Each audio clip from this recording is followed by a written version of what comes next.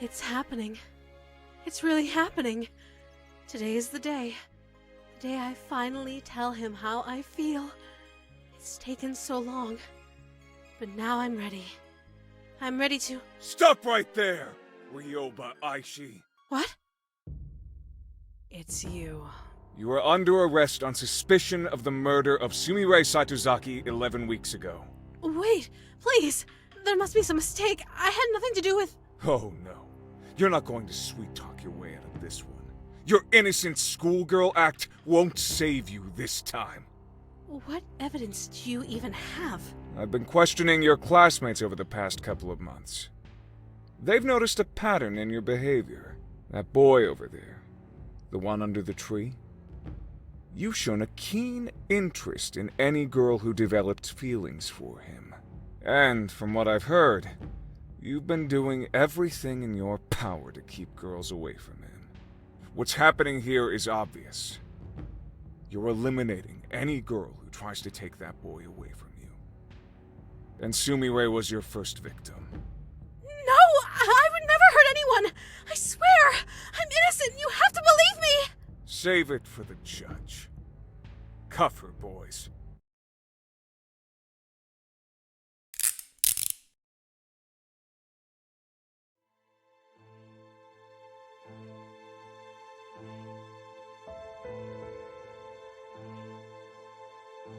On April 1st, Ryoba Aishi put a note into the locker of Sumire Saitozaki.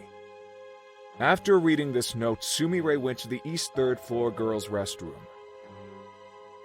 That was the last time anyone ever saw Sumire. After she was reported missing, police investigated Academy for clues. In the East 3rd floor girls' restroom, they found some of Sumire's blood. Shortly before Sumire went missing, Ryoba Aishi was spotted carrying a knife and walking in the direction of the East 3rd floor girls' restroom. Later, she was seen carrying a large garbage bag towards the school incinerator. All of this information came from Ui Tunisu, a student at Academy, who was interviewed by the police the day after Sumire's disappearance.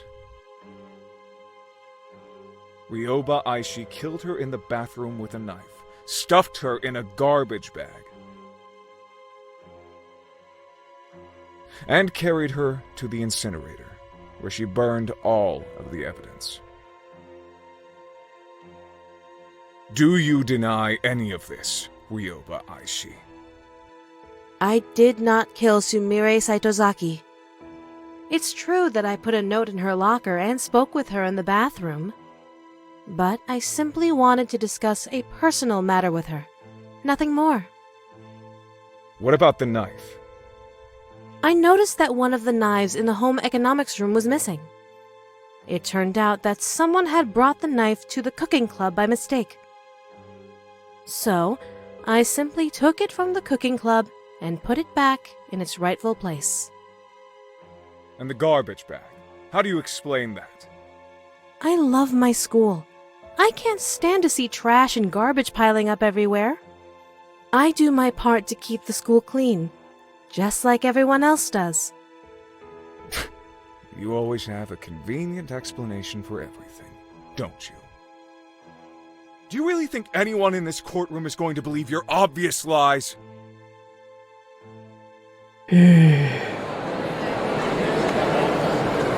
Mr. Journalist, there are a number of problems with your theory. First of all, you're accusing me of murder, but you don't actually have any proof that Sumire is dead. She is still considered missing, after all. I think she simply ran away because of the stress of studying at an elite school. I pray that she is alive and well and will return to us one day. You think I killed Sumire because of 3 facts. I spoke to her, I held a knife, and I burned some trash.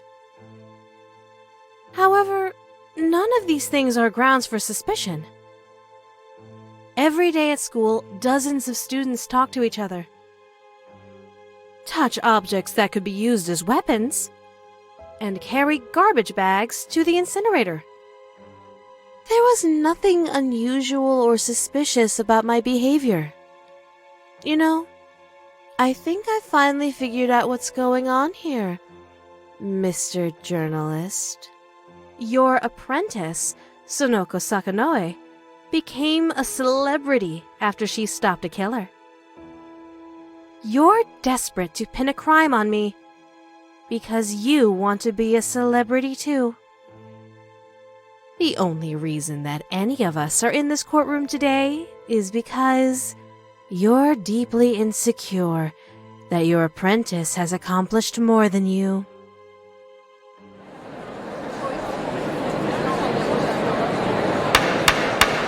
Order! Order in the court! It's true that there is no smoking gun evidence linking you directly to a murder. However, with that said, over the past 11 weeks, you have demonstrated behavior that is suspicious, if not outright incriminating. Your classmates have testified that you've been stalking a certain boy at school, following him when he goes shopping, following him when he walks home. By all accounts, you're absolutely obsessed with this boy. Furthermore, every time a girl begins to show signs of interest in him, something always happens that removes the girl from his life. You can't possibly expect anyone to believe that these facts are mere coincidence. Clearly, you are sabotaging the boy's love life in order to keep him single. And who else had a crush on that boy? That's right, Sumire Saitozaki. You've been eliminating every girl who comes between you and that boy. And Sumire was your first victim.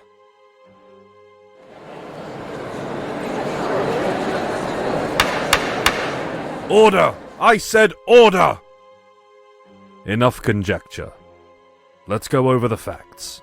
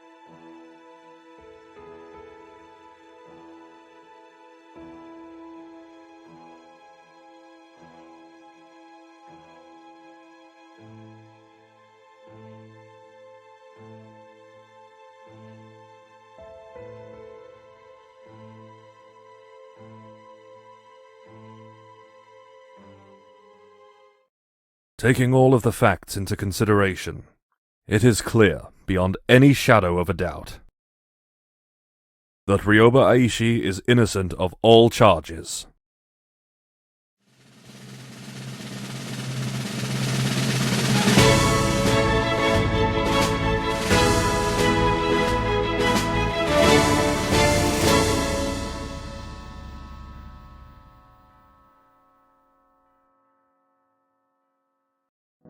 A murderous schoolgirl who kills in the name of love. It was a novel concept. Newspapers realized it would get sales. TV stations realized it would boost ratings. It didn't take long for the news of my murder trial to spread across the entire nation.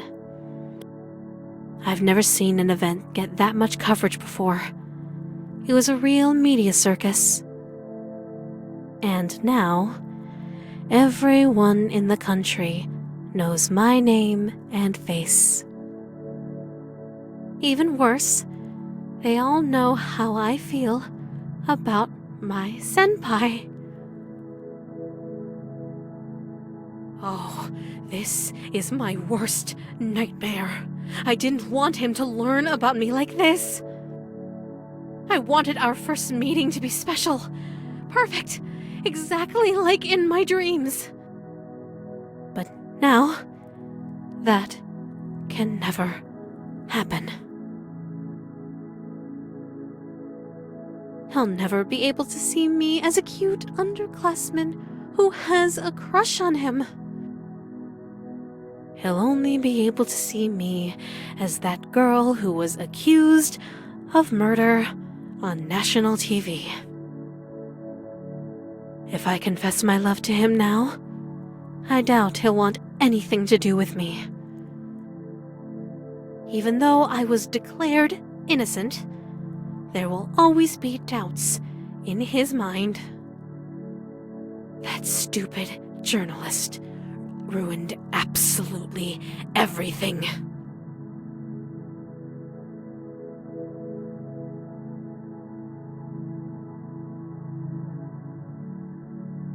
There's nothing I want more than to rip his heart out and shove it down his throat. But spilling any blood right now would only attract more attention. There are too many eyes on me right now. I have to lay low for a while. Revenge isn't an option at this point in time. But I'll never forget what that man did.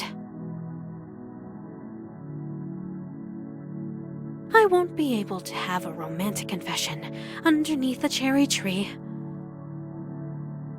But this isn't over yet. I still have one option remaining. My last resort. It's unfortunate that things turned out like this, but I was left with no other choice. I would have been crushed if he rejected me. So, I had to take away the option. Our relationship might be awkward for a little while, but we'll get through it together. After all, I know all of his likes and dislikes. I'm sure he'll warm up to me soon. There's a part of me that wonders, what was the point of all the hard work I just did if I was just going to kidnap him in the end? But despite the way things turned out, I don't think the past 11 weeks were a waste at all. I learned so many new things and gained so many new skills. I'm sure I'll be able to find a way to put all of my knowledge and talents to good use. And one day, I can pass down everything I know to my son or daughter.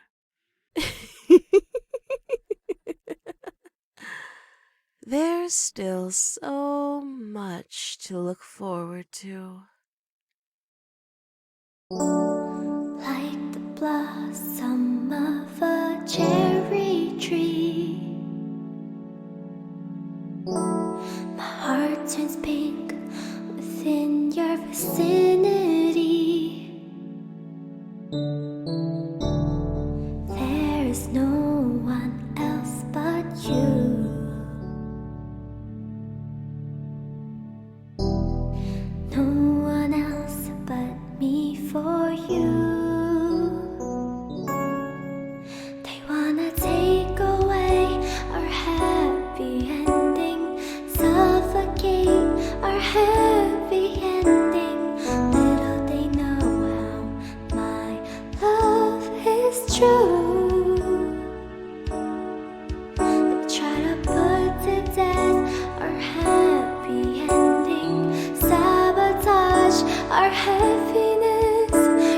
assured our happy ending will come through.